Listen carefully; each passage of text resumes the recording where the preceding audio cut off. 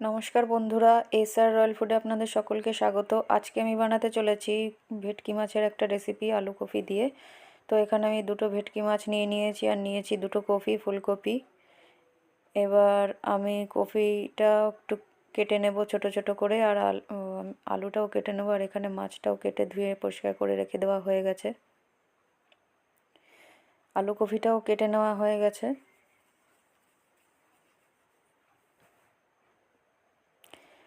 এবার আমি মাছের মধ্যে লবণ হলুদ মাখিয়ে নেব।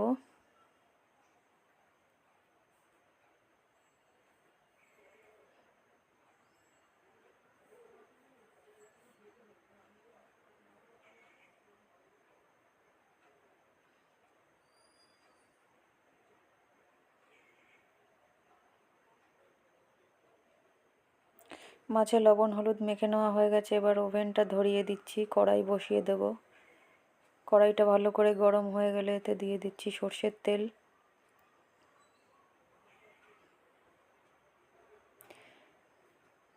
তেলটাও ভালো করে গরম হয়ে গেছে। এবার আমি একটা একটা করে মাছের পিসগুলো ভেজে নেব। সবার আগে মাথাটা ভেজে নিচ্ছি।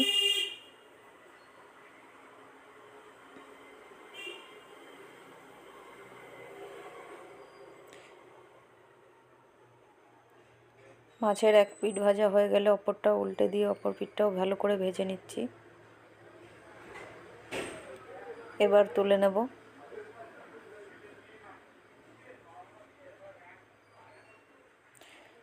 এভাবে সব কটা মাছই ভেজে নেব।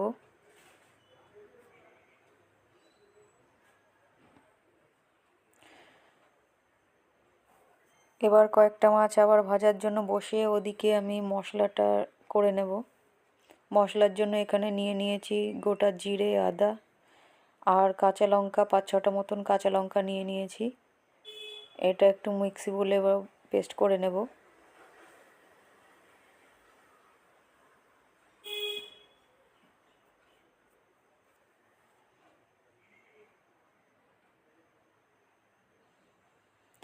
ওদিকে মাছটা ভালো করে ভেজে নেব। মাছটা এক পিঠ হয়ে গেছে, অপর পিঠটাও ভেজে নিচ্ছি ভালো করে।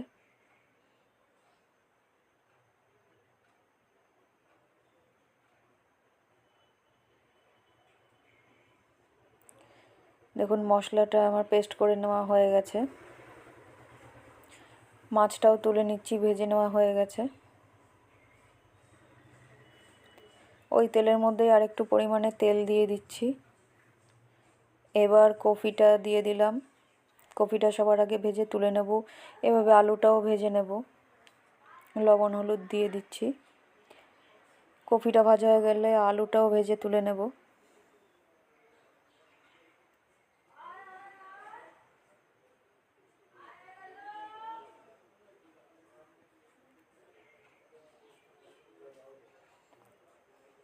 কফি ভেজে নেওয়া হয়ে গেছে। এবার এর মধ্যে আলু কফি সবই দিয়ে দিচ্ছি।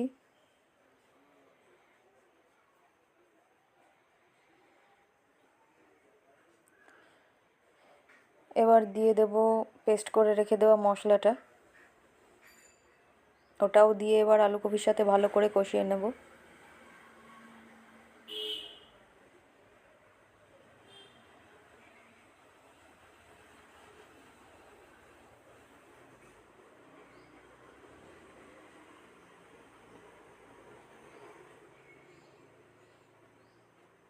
মশলার সাথে আলু কপিটা একটু ভালো করে কষিয়ে নেওয়া হয়ে গেছে। এবার দিয়ে দেবো এর মধ্যে জল।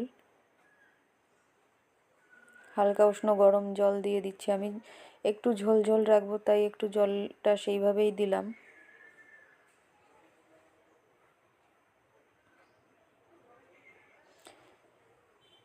এবার ঝোলটা খুব ভালোভাবে ফুটতে দেব। ঝোলটা ফুটে এসেছে। এবার ভেজে রেখে দেওয়া মাছের পিসগুলো দিয়ে দেব। ভেজে রেখে দেওয়া মাছের পিসগুলো দিয়েও আবার ঝোলটা বেশ কিছু সময় ফুটিয়ে নেব। বেশ খানিক সময় ফোটানো হয়ে গেছে। এবার আমি গ্যাস ওভেনটা বন্ধ করে দেব। আর গরম গরম ভাতের সাথে মাছের ঝোল পরিবেশন করা হবে। তো বন্ধুরা, ফুলকপি দিয়ে মাছের রেসিপিটা কেমন লাগলো আপনারা অবশ্যই জানাবেন। আর ভালো লাগলে আমার চ্যানেলটিকে লাইক, শেয়ার আর সাবস্ক্রাইব